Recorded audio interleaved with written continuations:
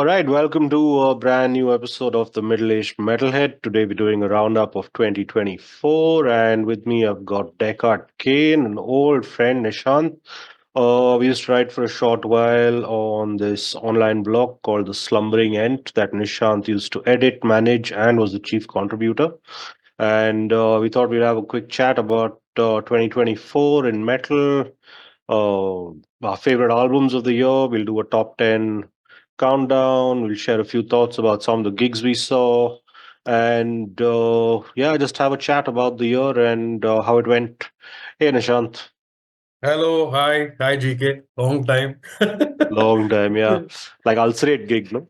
Yeah, after a very long time. I think the gig we last attended was you guys performing, Ginger Miskatonic performing, I think, yeah, last year, no, 2023, when the EP was out, Paleo. Oh, yeah, correct. You were there, no, for Yeah. the launch. For the launch, I was there. Stress test. Stress test, yeah. Stress test, yeah. And then also, I think at the previous BOA also, no? So I think what was it? Pestilence and Mayhem gig. I think met you just briefly No. there. BOA, Oh, I you were haven't there. gone in years, bro. Yeah. Oh, okay. BOA, last Bangalore opener I went to was Emulation Overkill. I had missed that was what, 2018, I think. 2018. Oh, you haven't been going for the BOAs for some time? No, I haven't gone. Oh, okay. Coroner happened after that or before that? I think it happened before that. Before that, no? I'm not then sure. it was... Even that I missed. Like I always went alternate ones. Okay. I don't know. It's always felt like too much effort. Yeah. And the last 2 days thing. I probably will go for the one that's coming around though, if I'm around. Yeah. What else? Do we like start with the honorable mentions maybe? Or the state of metal? The state of metal. Yeah. The state of metal. Yeah, it's been a hard year for me. So I was finishing up my PhD in the US. And I'm currently blissfully jobless. So, so that was a tough time to listen to metal and give concentration to it. So I think that was affecting. But also like generally, like we just conversed earlier, like it's very low. Subpar, because even when you said like to make a 10 list, I was like, oh bro, I haven't listened to the whole thing. There are not many albums that I could put in a top 10. And right now I was even thinking like, if I put a top 10, it's more like bands that I had connected with at different low points in my last year, rather than like being really good on its own. So yeah, this was a struggle. How was it for you though? Yeah, 10 was quite easy. Okay, but initially I was thinking we'll do a top 20. And there I was just force fitting stuff to make like 20 of them, Yeah, that was tough. But yeah, overall it has been a disappointing year. I don't know. I found a lot of bands seem to be, at least in this whole death black space, very few bands are actually writing riffs these days, I feel like. Yeah. Or more aesthetics, I think. No, I don't know.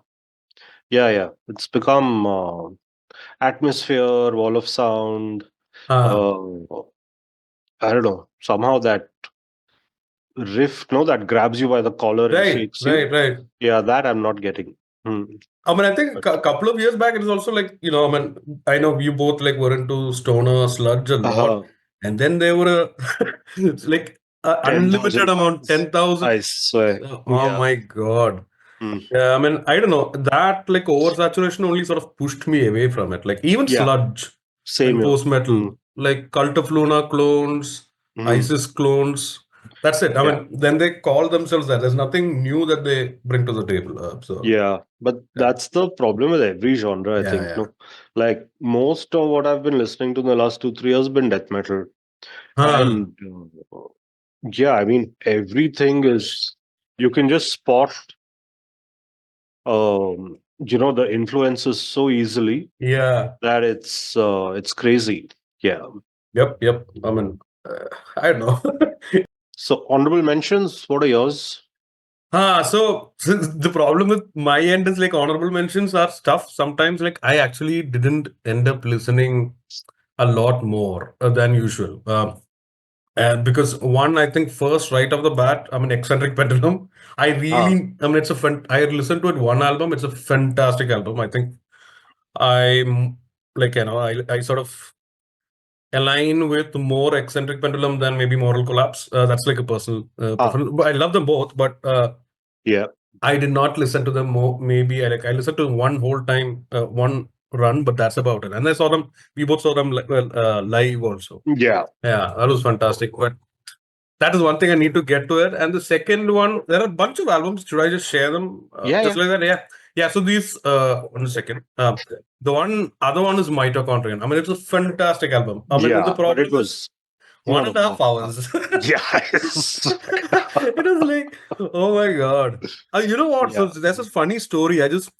So I mean, on Facebook, I follow them. I've been following them for years. And there was this thing that happened, like, suddenly the Mitochondrion page, I don't know who operates it, but say like people did not understand this. I mean, so it was like basically the band complaining about like some reviewers who ditched them badly. So then I found out that that review was like a Decibel magazine review, which gave it 5 out of 10.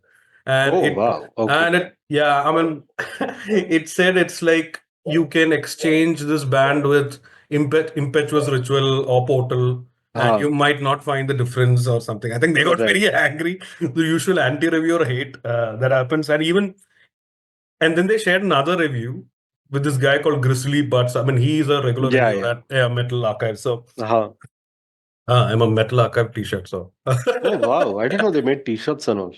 So they made an anniversary, 10th anniversary, 20th anniversary, 10th anniversary thing. So I ordered it, got it from luckily one of the perks of being in the US okay. for short time. So so what happened was like, it's seemingly Chris Bruni of so he shared the Grizzly Birds review, which was actually very glowing, and then and then these guys, Mitochondrion members, I think, posted it like, this is what we talked about. And then Profound Lore Records, now that's what they're signed on, like Chris Bruni, I guess, who's operating, and it's like, yeah, unlike the Decibel review, which is like, it's a little small drama going on there. So I was like, oh, then I found out the review and read about it. Yeah, that's how, like, he compares it to very American corn syrup or some shit. It's like, it's like a corn syrup band or something like. Yeah, it was a bad review. I mean, he didn't go to much detail on anything. Yeah. So it was, I didn't know that this drama was happening.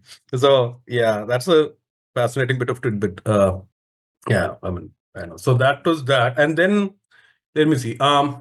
Then you suggested like Sarcophagum, which is again I only from the guys of Golgothan Remains, right?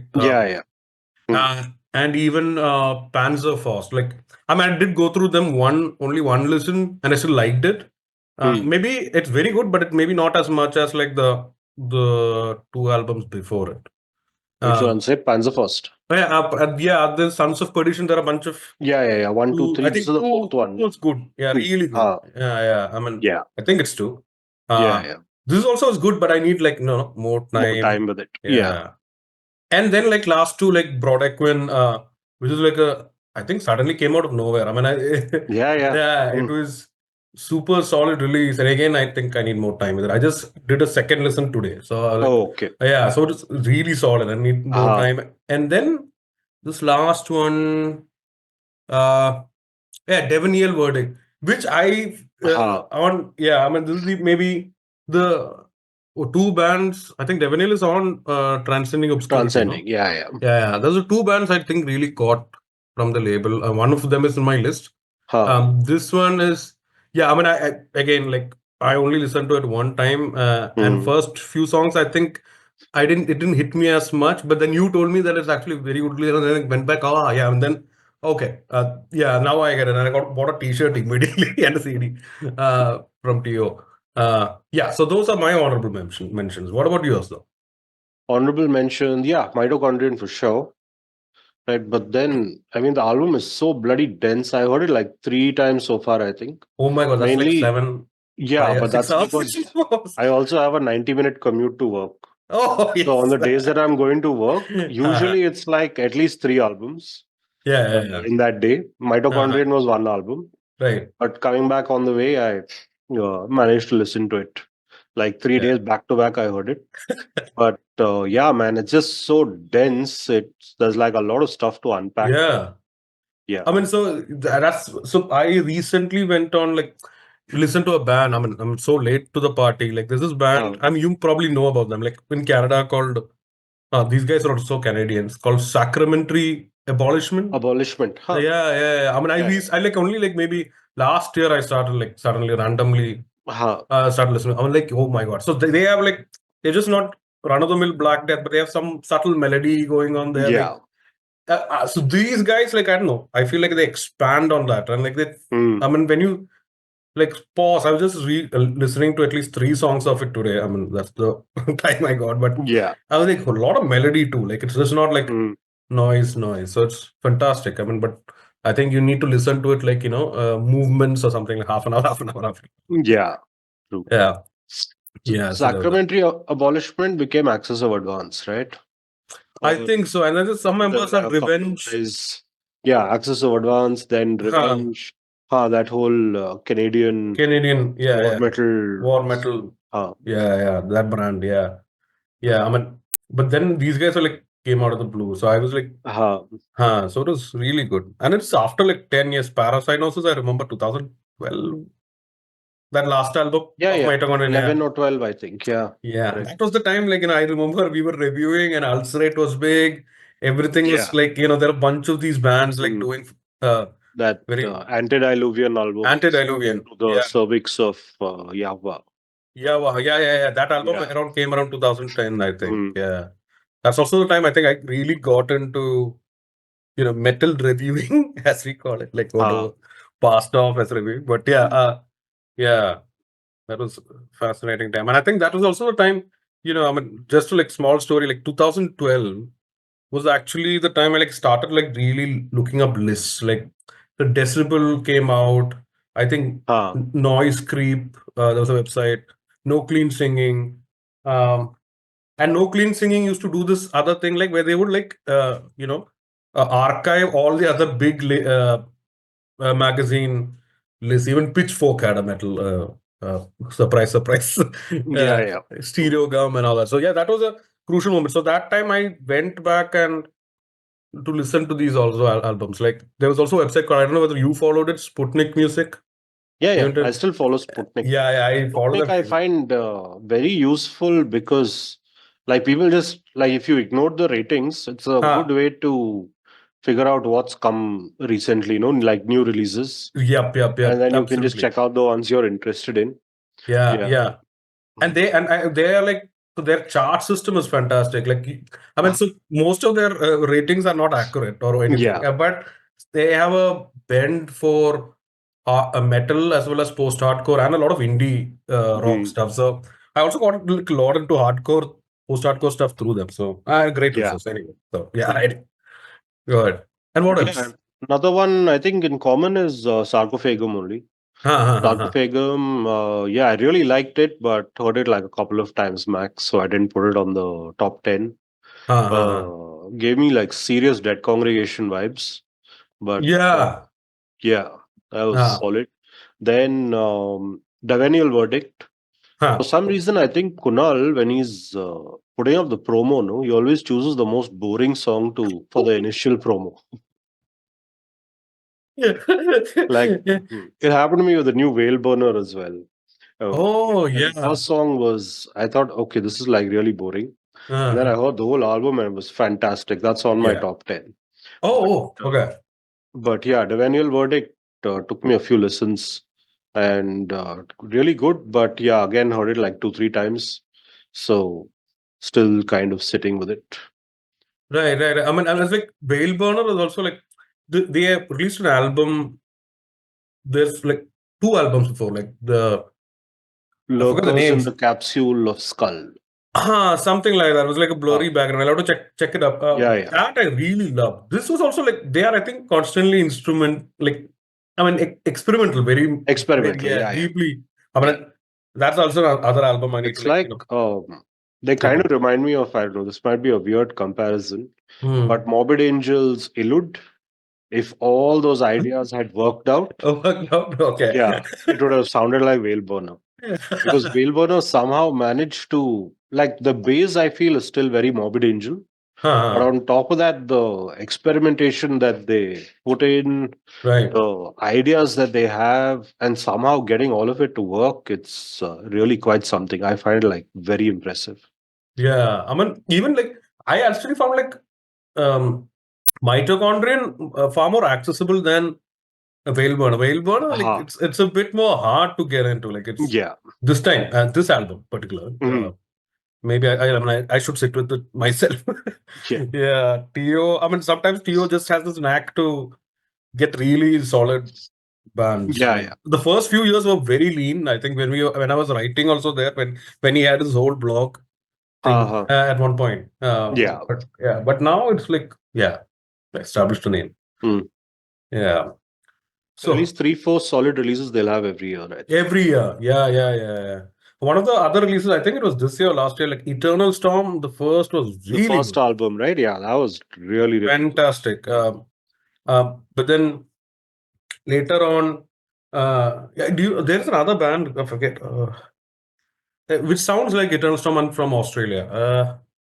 I know the album's name, A Stone's Throw or something like that. From TO only? It's not on TO though. Anyway, I mean, forget. I mean, Oh, I okay. was just because it was very similar. I forget the name. Uh-huh. I love them also. But yeah. Oh, okay. Ah. Do you want to go with this Yeah, list? yeah. Let's start. Yeah. Okay. What's at number 10? Okay. So yeah, this is a band. So it'll be hard to pronounce. It just came, I think, very in the first 3 or 4 months of this year. Uh-huh. Yeah, and it was a particularly hard time. So I'd rather had like very emotive, hardcore stuff. So this is a band called Dom Sly. It's from Poland, Uh-huh. and the album name is almost impronounceable. It's Kupogrze. It's a Polish language thing. So, I mean, basically, translation is Dom's Life stands for it's a horror movie, and I think stands for the Dark Horse. And the album Oh, is called Towards the Burial of Arts. But if you only type Dom's Life new album, it's on there on Bandcamp. So this is a band like it's got this blackened crust ethic, and it's I don't know whether you remember there's a band called Agrimonia yeah, from yeah. Sweden. I Mm. absolutely love, and that's exactly almost the same sound. Oh, This wow. very Mm. crusty, less post metalish than Agrimonia is, but Uh, more hardcore driven than anything. What was it like many listens like it was the first 4 months. Obviously, every year is usually very lean, and this was like a record that stood out. oh, okay. Yeah, and this was like first time I've ever heard of the band. Uh, So that was we'll really good. put the Bandcamp link in the chat, no? I'll just ready. Yeah, What uh, Domsley? Domsley. Yeah. I think that's Oh. how you pronounce it. And what Uh, female vocals like Female vocals, just like Agri- Agrimony only. Oh, Like, okay. and the sound is also like that only. I'll Uh-huh. put it. Um, yeah. I mean, yeah. This one is. I just put Cool. it. Yeah. Cool. What is your 10? So Veilburner. Yeah, Ah. I think the album's called what long ass name? Oh no, sorry. 10 is Destructor. So Destructor, Australian band. I think this is like their third album after like a 9 year gap. So it's like a three-man band, sort of Black and Death thing. Right. Big riffs, really catchy. The leads are like very heavy metalish, Mm-hmm. but heavy Black and Death and short, to the point, solid, memorable songs. Right. I had a blast with this album. Kind of Uh, reminded me of Aries Kingdom, right? right. Yeah. Yeah, like a more to the point or blunt force attack Right. version of Aries Kingdom. Yeah, Like, I mean, did they have like, I mean, one of the things I really liked about Aries Kingdom was like their dash of melody and like heavy yeah, metal. they do. That oh, they Yeah, do. Okay, they then do. it's my cup of Yeah, tea. What is the band? Aries Kingdom came from Order of Chaos, Order no? from Chaos. Yeah, Order from Chaos. uh, Yeah. Both that style is brilliant. yeah. Yeah, yeah. And Anyway, this is so Destructor Indomitable, I think it's called. which I constantly heard this name around, but never come around to listening it. Yeah, Uh, this is on my radar now. Awesome. Yeah. okay. Um, Let me see. Number 9. Number nine is like I mean, like I said, like these are not like ranked. I'm just Yeah, yeah. randomly placed it. But um, we just talked about the, or like stoner rock being like abused to the matter of irrelevance. But uh, this band, although it's making waves probably in the live circuit, so the album is called. I think so. It's not that great, but I really resonated with it for some reason. They called Slomosa. Have you heard about it? Okay. Yeah, it's Slomosa Tundra rock. So it's like Norwegian version of desert rock. Uh-huh. Like they very much obviously sound like Cayuse, Okay. yeah, Queens of the Stone Age and Fu Uh, Manchu, as sort of that style. But this is yeah. like, you know, a melody. It's not like a extended jam session, Hmm. and and which constantly revolves to boredom. But then, Yeah. so this I really like it. I mean, it's very shorter songs, little more, very more rockish than any stoner metal like, but far more developed melodies. I think. Like, I mean, Oh. I listened to it like 3 to 4 times, and it's still Mm. stuck, which is rare, Yeah. unimaginable in terms of the Yeah. Yeah. genre. Mm. Yeah, and I'm like, maybe hopefully more releases. And every other release like this year, like I had a bunch of bands I had lined up, like all stoner metal. So the second time you listen to it, one or two songs which are actually hooked Yeah. you and you misunderstood Hmm. it for the album being good.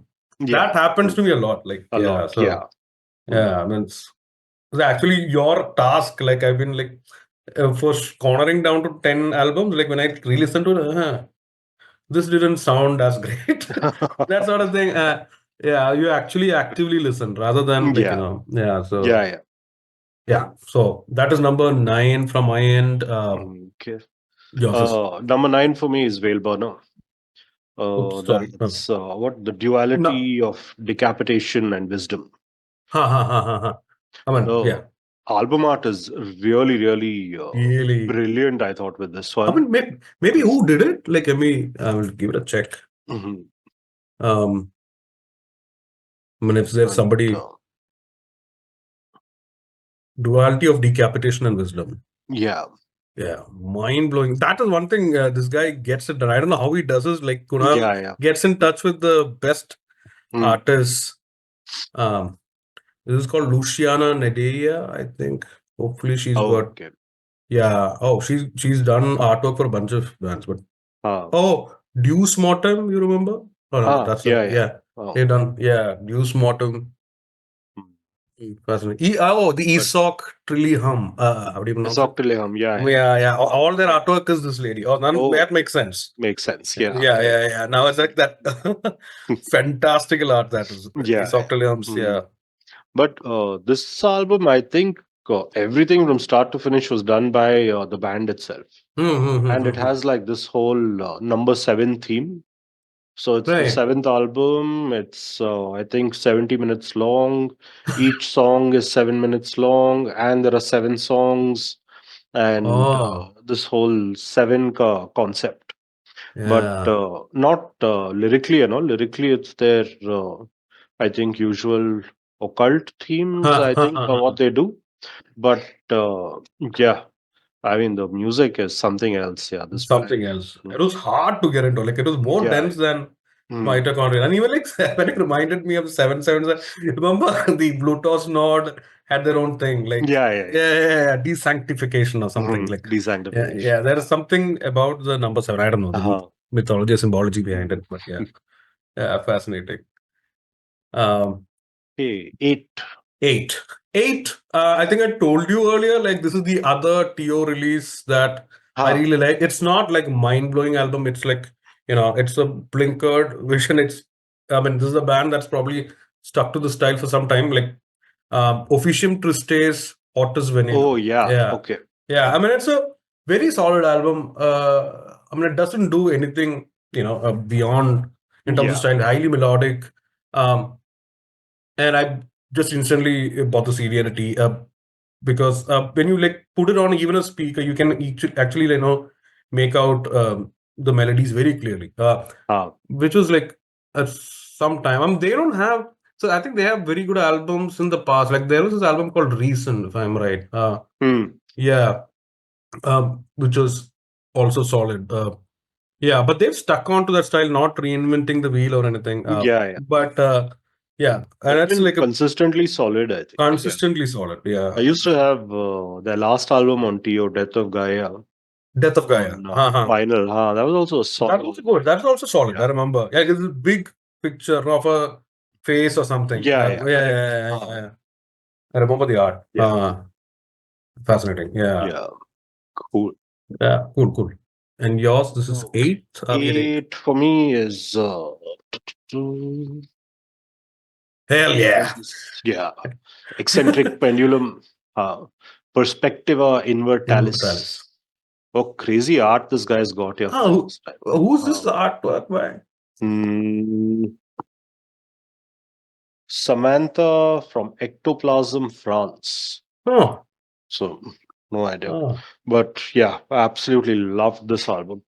Like initially when it started off, it totally reminded me of Nevermore.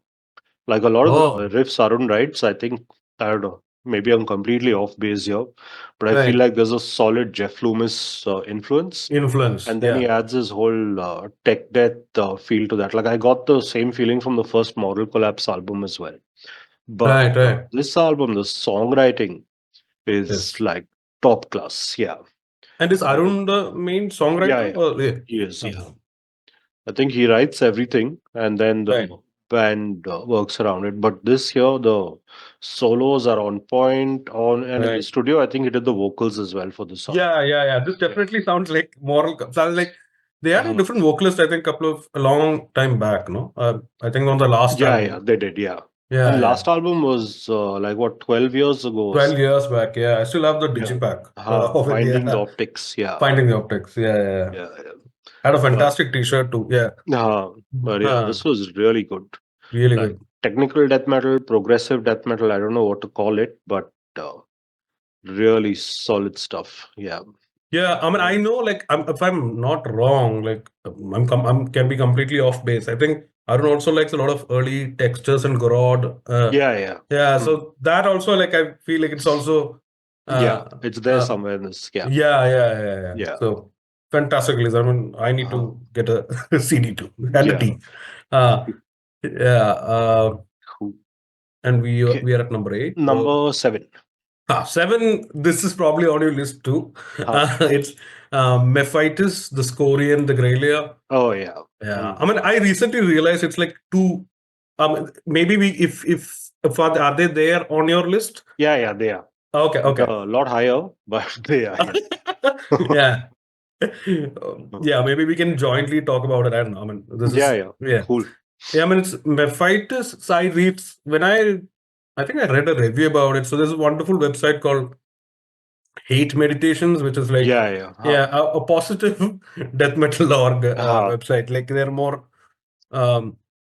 I mean, they have very good sort of releases. But when I read that review, I realized like this is actually 2 EPs bunched together. Yeah. I mean, I didn't know that. Like, but it's really fantastic. I mean, for the first time when I listened to it, like I think I told you, like the last year, the famous band, I think Negative Plane. They had this album which came suddenly out of the blue called The Pact. And that had similar vibes, but also, you can point out somewhere along the line, when the melodies do not like completely, it's very ambiguous, I would say. Like it's a tone, like tonally, and you get early at the gates. You even get sometimes like Sacramentum level of that riff style, but not as melodic. They don't like convert it into like like easy narrative to follow. So that's it's a challenge to listen to, but still they're like pushing it. How did you feel about it? Oh, I absolutely loved it. Like Off Scourings for me is one of my favorite death metal albums from the 2020s, I'd say. But this one is I don't know if I still like it as much as Off Scourings. Like the clean vocals in the second half threw me off. But really good. Early at the gates, maybe some Sacramentum, and they're never predictable, right? Like right. So much of death metal now is just like really predictable. Like you can literally figure out what's coming next. And with The these elephant in guys, the room, it's blood yeah, incantation.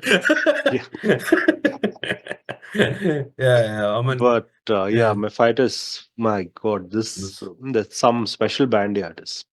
Yeah, I mean, it's truly one of those bands. Like, I mean, Ulcerate did that for me. Like, there's one more release which is hardcore. Like, okay, you'll immediately feel, oh, this is something interesting going on. Then you'll have to actively listen, Listen, yeah, stop what you're doing, and then yeah, those bands always click. I think yeah. Mm. even like when they have this semi-choral or chants or something that suddenly he Uh, goes to a like Doomia, like very much I thought of like Ruins of Beverast or like uh, that's kind of yeah, stuff. Oh, that was like fascinating. And like they wear their influence on the sleeve, but you can't put a finger on what they're yeah. drawing from. True. Right? It was fantastic release. Yeah, Yeah. So very good I stuff. think we crossed. Maybe we can exchange. Like, I mean, I think yours and mine hit together. Yeah. You go next one. Yours So 7. 7 for me was the new Flight of Sleipnir. I think Yeah, that eighth is. album, Nature's Cadence. Like Huh. I absolutely loved the last album. I think it was called Seven. Scared. Oh, 7. Oh, okay. 7, yeah. Before that was Scaldi. Scaldi. Yeah. Yeah. But this one's really, really good. Like that whole, I don't know, melancholics, Right. doomy. They kind of remind me of Agalok. classic Agalok. Yeah. Huh. But not exactly sounding like Agalok. Like the feels I get Right. from them are the same. Yeah. Yeah. I mean, Yeah. Agalok, I think it's more melodic driven. These guys also do a lot of other interesting stuff. Yeah. I got into them, I think, on Saga. That's the Ah. only CD I have of theirs. Like that Oh, album. okay. Saga was really good because it reminded me of Agalok. Yeah. And this, and I think it became more complicated over the years after that. Yeah. Like, It did. Yeah. Early on, it felt like they were, I don't know, yeah, a lot more orthodox. Like you could pick out maybe Yeah. some Bathory, some Agalok, things like that. But now they're like this. I feel like they have an almost purely American identity, almost Right. bordering on American folk at sometimes, like what Yeah. they say, Americana music, but in a Right. very metal context. Yeah. Uh, That, I mean, that reminds like, me, like, yeah, good. like I would say, Panopticon? Yeah, I was just going to say Yeah. that. When they went to that bluegrass direction at one point, no, Yeah. like, Yeah. yeah, Maybe these guys maybe not as obvious as Panopticon, yeah, but yeah, still somewhere in that same ballpark. Again, I'm like talking about how they make me feel, not so correct. much what musically they're similar to or sounding like. Yeah. I think Yeah. like, But just a really classy band. Yeah. I mean, there was another band again. Yeah, there was a so there was a band which released called Mountaineer this year, but they were formed out of the members of another band called Secrets of the Sky. Have you heard about them?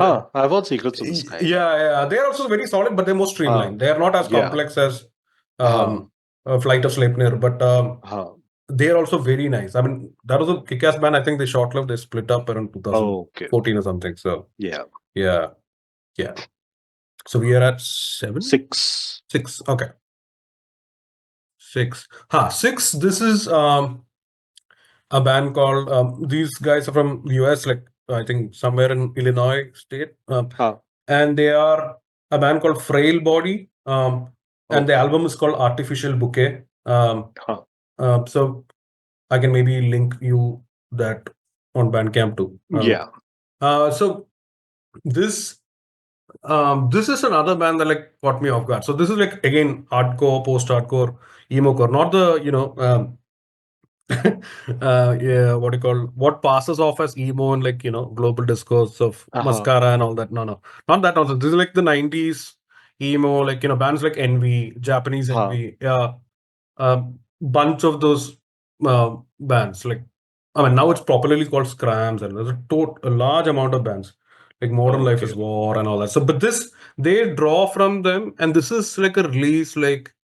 There's another release that you initially sound, it's good, something interesting is happening, and then it forces you to like, focus on it more longer, and then you like this, like not only it's like about speed, it's got such number of layered melodies in it. Like, oh wow, oh they're doing this. It's like that. You need that ulcerate level of focusness for Yeah. a band like that. I mean, it's not totally out of the blue or anything, but still like the amount of work going into making those melodies are like really good and hardcore. And there's also a thing right now. I think that um, it's become a fad where a lot of post-hardcore talk about their own, house issues, emotional issues, and all that. And every other goddamn band puts out an album.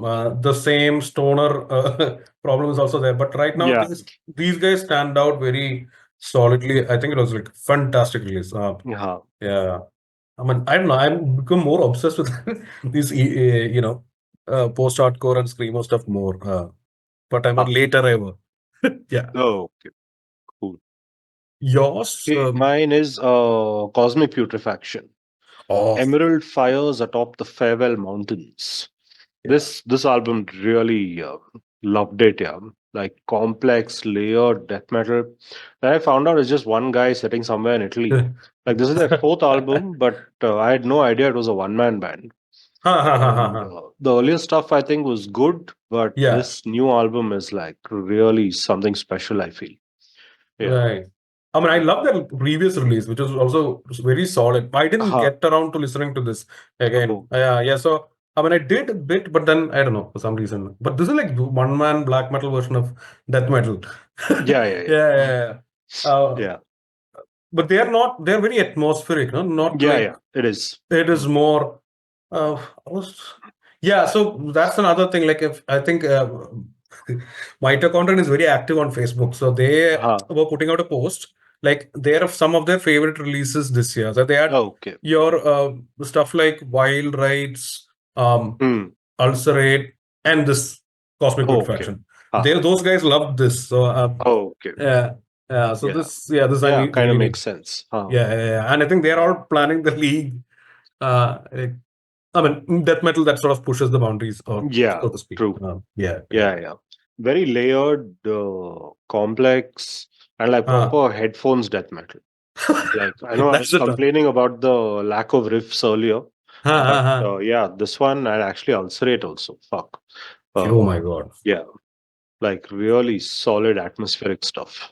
Absolutely. Yeah. I mean, I think that is my number one. So I'll Oh get to no, that. spoiler. Cancel.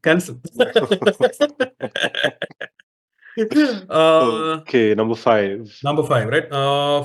Five. So this is a band like I always loved. So this is a band called Sear Bliss, Ah, from Hungary. yeah.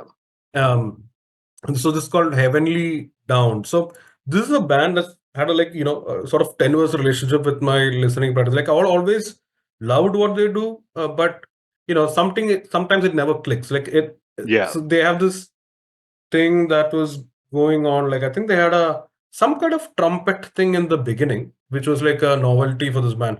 Right now they've shifted to completely to a trombone, which they Oh, use. So okay. it's like it's not like what is that um, apocalypse. It become the violin, the cello guys. Uh, Apocalyptica. Apocalyptica. I mean, That. after some time, Uh, it becomes a novelty that's yeah, yeah. worn off.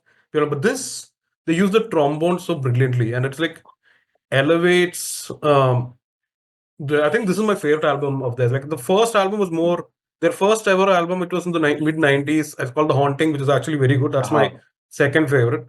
But Yeah. this is so good. I think I read an interview recently of the band, like where they actually had so they had a recent new band member or somebody. So he was the bassist and was a major songwriter, and he had completely written the whole album, Okay. like basically, and then he just jumped ship. Okay. So they had to go into the studio and really rethink the whole thing. So yeah, those are like really good. I think the trombone guy is also like really involved in the songwriting. So, it's like, I mean, so this is another album like I found listening. Then like this time when I second listen is like it elevated. And this is Yeah. truly sticking. I wish I could get this on CD again. So fantastic album. Yeah. Cool. Yeah. Yeah. Number 5 for Number you. 5 for me, Ulcerate. Cutting Hell the yeah. Throat of God. Yeah. So didn't buy a lot of new albums this year, but I Uh-huh. think apart from this was where's this? Oh, you bought it at the gig? No, I had already bought Oh, it. okay. Oh, you're on pre-bought it. Bridge. So I got it to the gig to get it signed. Unfortunately, the What happened? autograph got smudged. Oh my God. Okay. Yeah. So I I got see, I see. this Destroyers of All and what was the album that came before this? Uh, Oh, can't think Shrines of of. Paralysis. No, Trains paralysis. That's the one the before. one. Ah, Yeah. No, sorry. no, not that. Staring to death. Yeah. Yeah. Stare into Death and Be Still. Always, yeah. I mean, that's the Ah, best thing that could have come in 2020 now because of the pandemic. yeah, So I yeah, always remember connected like that. correct. Yeah. Yeah. So I That, got those 3 albums, got all of those them three. signed. Ah, Oh, but fantastic. yeah, this one got smudged. But yeah, killer album. Yeah, Killer album. Yeah. killer album. I mean, But I've it got. took me a while. Hmm. Like initially, it was the Yeah. same criticism. I was like, where are the riffs? And for me, Ulcerate was always Destroyers of All, right? Huh. Which for me, it has that perfect Perfection. mix of riffs and atmosphere. Right. And this was like, where are the riffs? Where are the riffs? Till it just hit me, like after maybe like 2, 3 listens, and then it really hit me. Yeah. Yeah, I mean, even like, I don't know whether you remember that the discourse around when Destroyers of All came in was Uh-huh. also like this death metal purists getting offended. Yeah. Because, Mhm. yeah, and they're Yeah. like taking a post metal thing. I think Uh-huh. for me, it was precisely because they went post metal and it was heavily influenced by Neurosis. Yeah. And what are the other band? Like one mad band, I forget which is, it's a post hardcore semi-metal band. I forget the name. But so they were like influenced by all these other people. So, and I think that showed in Destroyers of All, and it was taken in the same way in through Vermis. I think Vermis is Yeah. the other album after that. Yeah. I mean, it's a fantastic release. Number numero uno in mine, but Yeah. yeah, so it was. And my brother, who's like, we are both fans, and he probably met him in the Uh-huh. gig also. Yeah. He immediately went and bought it, the Oh, okay. vinyl from there. Oh, okay. Yeah, so because he's the only person who can afford a vinyl player. I can't. so, so yeah, it was fantastic release. That covers my number one too. So we have traded Yeah. spots. I guess. Yeah. Yeah. Now Number 4. number 4. This I don't know if it's there in your list also. This band is from Indonesia. It's Exhumation. Oh, yeah. Masters Personae. Oh my Mm. god. This is like fantastic, and it's on Pulverized, the Yeah. Singapore-based label. And so I have a friend who's like um, lives around um, in Indonesia. He was my neighbor and he was my Mm. batchmate doing the PhD. And he's not heard about them. Like I was like, bro, don't you know? I was like, there are so many bands in that. Yeah. Then there is an over obsession with. He was telling me with death metal. Okay. Yeah, in an Indonesian circle. So, Uh, so this is like, I don't know. I mean, it's extremely riff heavy. yeah. You get a very, I don't know, can I say Destroyer 666 style stuff slightly in Yeah. there? Yeah. Yeah. I mean, and a slightly more pronounced melody. So that's my problem. Like I sometimes have a small thing for melodic, maybe Uh, classic melodic heavy metal melody that comes in yeah. all the time. So yeah, this is a fantastic release. I really Mm. want this. Like, yeah, I mean, I've heard a bunch of their earlier releases. They're all solid. This is like the Yeah. production was really good. Mm. Yeah. This was, yeah. I listened to it Are they on the list? No, they're No, not actually, on. they're not. I completely missed them. They should have been Huh? on the list.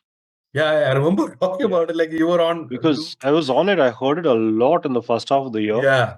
And then I just kind of, yeah, didn't go back to it much. But yeah, Mm. really, really good album. Really, really Yeah. good album. Yeah. Cool. Yep. Number And 4. yep. No, sorry. Your number 4. Okay. My number 4 is the new Madam Mortem. Old Eyes New Heart. Yeah. Absolutely love this, man. Annette, her voice, her lyrics, Right. and no, this is like the 8th album, I think. Maybe some 30 years they've been around, and Right. still sounding that powerful. Like, yeah, I absolutely love this album. Yeah. I mean, and I mean, you talk. I mean, think they are very similar to the Gathering, right? Like not similar, but the Dutch They're slightly different, but the styles are like, I don't know, very yeah, atonal. initially at least, yeah, very similar. Right, right. Now I think they're in a modern Their own prog thing. metal space. Oh, okay. Gathering, I think, has gone off in this. I don't know if the Gathering is still around, Yeah, I'm not but sure. they're That's also, I mean, after their original or after their famous vocalist left, I haven't been paying much attention okay. to them. Yeah, Yeah. but the last one I remember is If Then Else, where they went into a more trip hop, alt rock Right. kind of direction. Huh. I see. Because I remember both of you recommending me both these bands around the mid and especially Madam Autumn. So I couldn't get into them. It was like it was hard, and they also like like the Mefitis, right? I mean, distinct Yeah. melody is hard. Like it's like they've really thought about it and these complex melodies. And this album, I was reading a fantastic interview of their band. I think they were the vocalist was like, I think she went through some surgery. I think not sure. Yeah, I mean, and there's a documentary out also. I think on the Yeah. and they were going through really tough times. I mean, all bands always say about this, but this like felt really honest. I think some body surgery or something, and that changes. Her lyrics were deeply driven by that, and like I mean, they mean business. Like they're really solid. Yeah. This is the album gate for me. I think I would really suggest that this is the gateway album for Madam Autumn. Like it's, I feel it was more accessible. Like I could connect it to it immediately. Fantastic album. Nice. Yeah. Cool.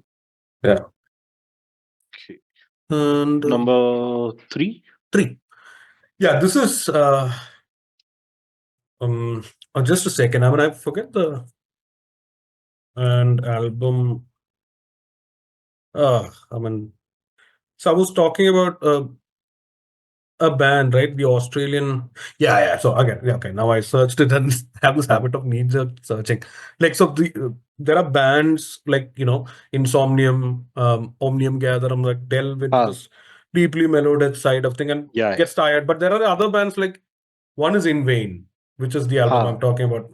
They released a new album called, the third spot is In Vain's, their album called Solemn. I think, Solemn. Yeah, so, and these band, so there are these Insomnium, what do you call, Insomnium and Omnium Gatherum clones, and then there are these bands which are doing some experiment. The band I was searching for is Bilakor, Okay. Yeah. Bilakor from Australia, yeah. And there is another band called In Morning from Sweden. And these guys, In Vain, are from Norway, I think. Yeah. And they are all these, they are like, have irritatingly, I would say, called similarities to Opeth. I mean, now it's unrecognizable. Yeah. But maybe early Opeth, but these guys do their own spin on it. And these three bands are kick ass. So this album was really good. And I think last album was very current. I think it was, but I thought it was very, mid-tier sort of metal, something like that. Yeah. But again, the first two albums of this band and this one are like, very good at this niche genre, like mellow death with proggy experimental stuff. Fantastic album. Yeah. Cool. Your third. My number 3 is my number 3 was Mefitis. The Skorian, the Greyleer. Yeah. But absolutely loved it. I think we spoke about it. Yeah, we did. Yeah, because it's in my list also. Yeah. But yeah, okay. So this is, I mean, I was also like, when I was looking up, like, I mean, I completely forgot that Fabricant, his other band. Yeah. It was also fantastic. Oh God, that album they released last year. Seriously, Grudge to the Ticket. I think it was called. Grudge to the Ticket. Yeah. That was really good stuff. That was really good. Yeah, I mean, that was on my list last year. I think too. Yeah, fantastic, man. Yeah. I mean, number 2. 2 is this. This is another band that came out of the blue. I think I told you like a couple of times earlier, looking at our conversations earlier. This is a band from Barcelona, Spain called Santa Cruz. So Santa Cruz, and the rest of the name is like Spanish. It's hard. Cancons de Amor. I can give you the link again. Yeah. But I don't try. So this is a band like, post metal is like almost dead and buried. Its heydays were probably the late 90s to maybe 2012. Maybe after that, it's like, oh my God. It's it's like You can you can always get it. It's only atmosphere. Riffs are Yeah. afterthought. Yeah. Only like somebody like, and another release I forgot to mention, like so Julie Christmas, who has worked with Cult of Luna. They're a fantastic album. I think this is one of the best post metal albums which came in the 2020s. Like, it's called Marina. So that was really good. And their CD, which I had bought, like the fantastic booklet, like it opens like a book and all that. So that was really good. And she also put out like, what do you call, a solo album. She has the Thing, no, what is that album called? Flesh Full of Blood. No. Flesh Full of Blood, yeah. It was solid. It was not any I mean, out of the world or anything. So it was a solid album. Ridiculous and full of blood. Ridiculous and full of blood. Yeah, I like that a lot, actually. Yeah, it's a very good That's album. in Very my non-metal top 10. I sort of mix everything. Now I would like, I mean, I think she only sang in Battle of Mice. No, that was a I think so. Battle was a fantastic album, like with the members of Red Sparrows, I think, which is another post-metal instrumental band. So yeah. So this Santa Crew, on the other hand, was like, this is like so they are similar, not completely going for the Cult of Luna ISIS, template, but have clean vocals, and that is not a regular crooning, just hitting puberty sort of group. This was like, this guy's actually like, I wouldn't say Middle Eastern, like a lot of influence, I think, the way he sings, like a very trained sort of singer, and it's fantastic. Like, the album is, I think it is one of my personal favorites this year. Okay. Yeah, so at number 2. Yeah. Yours. Cool. 2 for me was Brodequin. Brodequin. Oh my God. Yeah. This blew my head off. Yeah. And how? Like, the definition of the word brutal. Like, brutal, yeah, seriously. And like you were saying earlier, no, it just came out of nowhere, like 20 years. I think what was that last album? Methods of Execution was like 2004. Oh, that's like 2 decades almost. 2 decades, 20 years, and they've not lost anything. It sounded so good. Like, brutal death metal is not my scene. Very few bands I listen to. But I remember when Brodequin was around, they were fucking killer. And now they're back with this album, and it's, God, it blew my mind, really.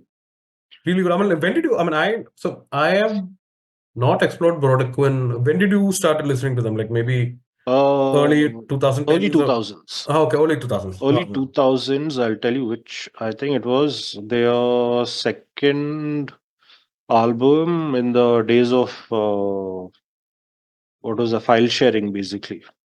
No, sorry, their first album, Instruments of Torture. Yeah. That was when everyone listened to it, and was genuinely one of the heaviest things we'd heard.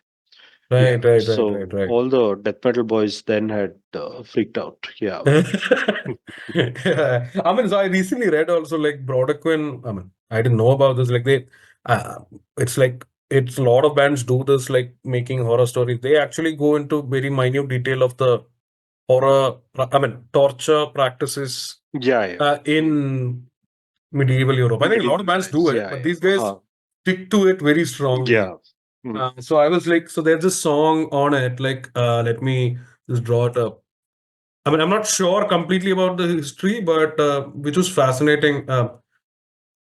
This is no, but Brodequin itself is a torture device, no? Yeah. So, like, so there is this third album, third song called Teresiana on it. And then I just was looking through the lyrics, like, it's like, oh, my Teresiana, something like that they say. So Teresiana seemingly is a code of law that was put into practice to prevent torture. Okay. Something like that. It was during the 18th century, sometime in the 1700s, like, thing. So that is like, please, let's go back to the days of yore, sort of thing. Let's get back precisely following the code as prescribed. To be roasted alive, prisoners require a Jesuit on either side. Stickler for rules, huh? There. Yeah. And their artwork is also something. Uh, Looking, you know, the I'm artwork not. looks classical. I mean, I can't place It. this, So but it's actually a. I'm always interested in, like, go to Metal Archives, look up the cover art, and this uh, is like something somebody is from the 19th century only. yeah, I'm sure So. this must be the tiny corner of some gigantic Uh, art piece. Yeah, Art piece, yeah. 'cause I can't imagine this being the centerpiece of any 19th century art. It must have been hiding in some corner. Yeah. Yeah, under some shelf or something. And they're like, yeah, I mean, yeah. So that, so and also I think I read about this artwork is also about, like, bemoaning the loss of torture or something, or signifying something. Those Uh-huh. times, I think these romantic artists always did a lot of symbolism. So either draw heaven and hell coming down, and thousands of bands copy that, Yeah. Yeah. or yeah. Anyway, so that's that. Yeah, Yeah. fantastic. But these guys mean substance. So Yeah. yeah. Number one, Number one. number one, I already said ulcerate. Ulcerate. Yeah. Fantastic gig, man. That gig was, Hmm. I don't know. Yeah. So I miss, so in the US, Hmm. so they had a tour like early this year in May only. So they were, I think the album was released. No, it wasn't released, I think, but it was around May. And so the famous, they were playing at Saint Vitus. I was Okay. Uh, the famous gig yeah. place, and I like it was $40 or something. Uh-huh. Uh, and I haven't been to the place, but my God, so US, New York is going through a housing crisis. To Hmm. just stay somewhere, unless it's like a hostel, which is also Hmm. terrible, by the way. It's like $200. Like, Wow. and I have to travel from upstate, like run 4 hours by bus or something, Uh, and then come down, and then by that the $200 $400, and that is my uh, renting yeah. rent money. So, and I was like really hating myself. Uh-huh. Not even in a moment would I think that it would come down to Bangalore. I like, my Yeah, I God. swear. It's like, Hmm. yeah, I mean, Yeah. yeah, luck goes both ways, I guess. So Uh, it was so good to have finally one of the most important bands, seeing yeah. them live.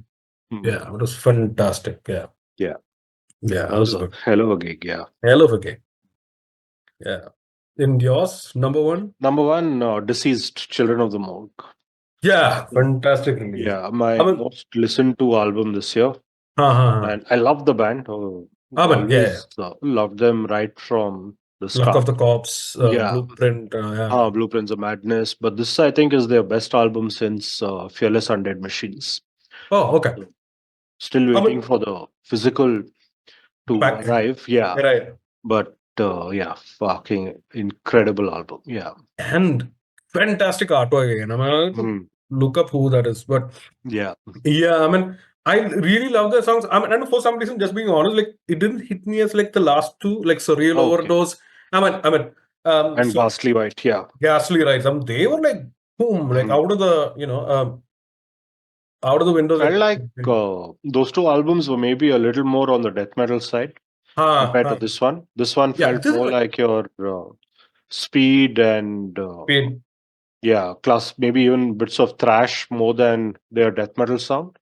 Yeah, And the yeah. leads were a lot Oh, more melodic, I think, on this one. yeah. Especially, and I think they end the first song and the second song the last song The has the last song. same Yeah, leads. yeah. That Mm, is mind-blowingly good. Like, yeah. yeah, that last part when it segues into, this is a stop end of the album. That's very emotional. I Yeah. think the first time I was like, oh my God. Yeah. Mm. They're like 50 plus, and there's a fantastic Yeah. documentary on it. Which Yeah, you were saying, no? Yeah, correct. yeah. I mean, I watched a bit of it and then they took it down. It was free on YouTube for a Oh, moment. okay, okay. Yeah. Yeah. So I have to buy $25 or something. Oh, I don't know. I'm guessing. But yeah.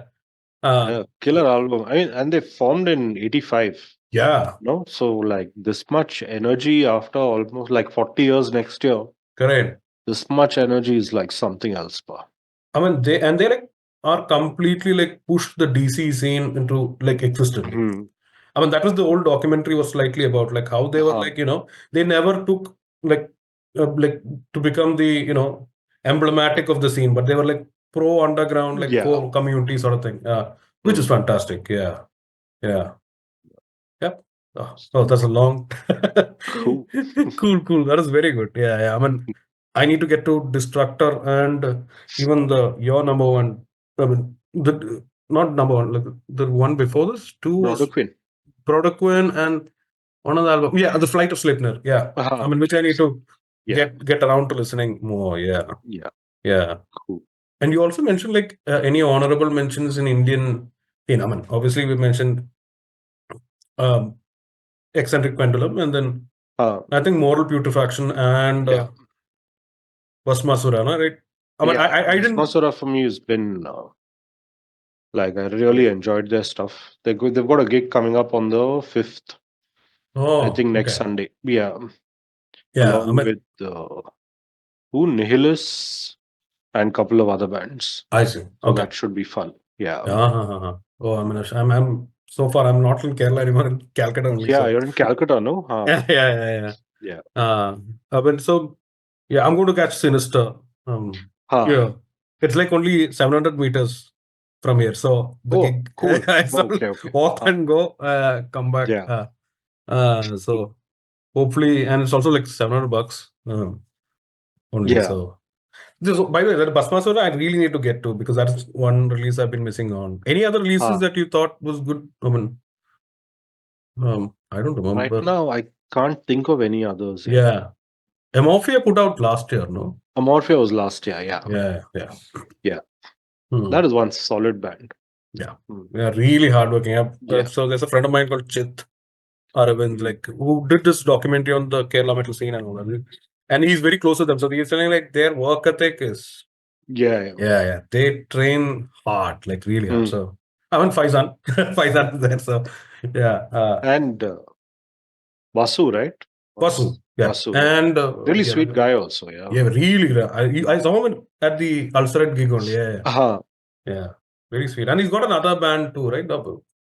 Yeah. Some of those Hellhordes. yeah. Hellhordes, yeah. Yeah. I saw them at the Empire gig. Yeah. Oh, okay. I see. Oh man, Empire was How was that? fucking insane, dude. I did not expect them to be that captivating. Right. Like the showmanship, the stage presence, Right. sound, everything was on point. Oh, yeah. I think after Ulcerate, that was my second favorite gig this year. Oh, okay. Like Genocide Shrines was okay. There were Genocide Shrines. I don't know if it was just me, but I felt like the drummer wasn't able to keep up with the songs. Okay. I felt like constantly the drummer was one step behind the guitarist. Right. Kind of losing his rhythm. But Empire was fucking intense. I was right at the front and I had an absolute blast watching them. Yeah. Wow, fantastic. This is like Return Return to Slaughter. Yeah. Sandesh, like they have the best sound. Like I remember watching Dimlich. Oh my god. That was yeah. I mean, what else? Like I forget the name of the band. So I went to like for the first time went to like in the US. Like I have no idea about how their bar gigs work. Usually they're like $10 or very less. So this I went for like $10. It was like there's a bands like slowcore. There's a subgenre within hardcore called So there was a band called Slow Quit. Oh, which was fantastic. It was like Slow Quit. So they're like how would I put it? Like they're like Deftones. Okay. Very sludgy Deftones. Okay. So like the sound is like heavy. So yeah, I mean they have a song called Caveman, something like that. So it's very heavy. Like I could you need and these usually the one or two bar gig like pub gigs that they have, their sound is terrible. You need there'll be one guy who will be giving off earplugs to keep it under control. So this was that was a fantastic gig. And there was another band too. There's this band called they put out an album this year too, like Mana. What is so where they play like the sort of gothic Sisters of Mercy, Yeah. and Unto Others. Unto Others. Yeah. I remember the old name, no? Mana or something. No, Mana was the album. Mana was the album. Idle Yeah. Hands. Idle Hands was the name. Yeah. Idle Hands. They had a copyright issue, and then they. Uh, Yeah. So there was another band like was very similar to Idle Hands, and that I didn't know how it sounded live. Like then okay. it was beautiful. Like there was this guy who was like clean vocals only, but they sounded very similar to Idle Hands. So okay. that was really good. I forget the name. I can let you know later. Yeah, so those were the really good gigs. What else? I think the only gig I went in India was the Ulceret gig. Yeah. Yeah. Okay. So, and that was good. Yeah. That I was mean, I'll good. talk about one of my own gigs. I think Last last year. time, or maybe after a long time, this year, Jin actually had 2 gigs. So, and the second one we did with Goat Smoke and this punk rock band from Kerala, I think from Trivandrum, Yeah. DIY Disruption. So, man, Goat Smoke, I mean, it was a brilliant gig, okay? Like the vibes were super positive and it was just good vibes throughout that gig. Right. But Goat Smoke fucking killed it, man, that day. Like, And they released a new song, no? yeah, they released a new song, Snoopy's Daydream. Very nice, no? Yeah. Solos in the middle were like, this was, I mean, we were just talking about how Stoner Rock has become so, bland and. yeah, bland. This one really got me pumping. Yeah. Oh my God. And live as well, they've been really, really good. I think the new vocalist has really taken them to a different level. That the guitarist and who Rakshit on drums. Rakshit on drums. Yeah. And his brother is on the. Yeah, brothers on guitar. Okay. Yeah, like really, really good stuff. Oh, sweet. Man. Yeah. I really hope they are putting some EP or something out soon. Yeah. I think they had one EP a couple of years ago. That was, I think, slightly different lineup. So hopefully EP or album, something should come out. Yeah. Yeah, but that's also good. But I thought I always mistake them for. I mean, I've been out of the scene for years. So. Yeah. So that is that. Cool. It was very good. So yeah, it was a fun chat. All right, that was the 2024 roundup with the middle-aged metalhead and Nishant, aka Deckard Kane of the Slumbering Ent. And if you've made it all this way, check out the other videos, subscribe, like, leave a comment with your favorite albums of the year. Have a good 2025. Stay safe, stay metal. Cheers.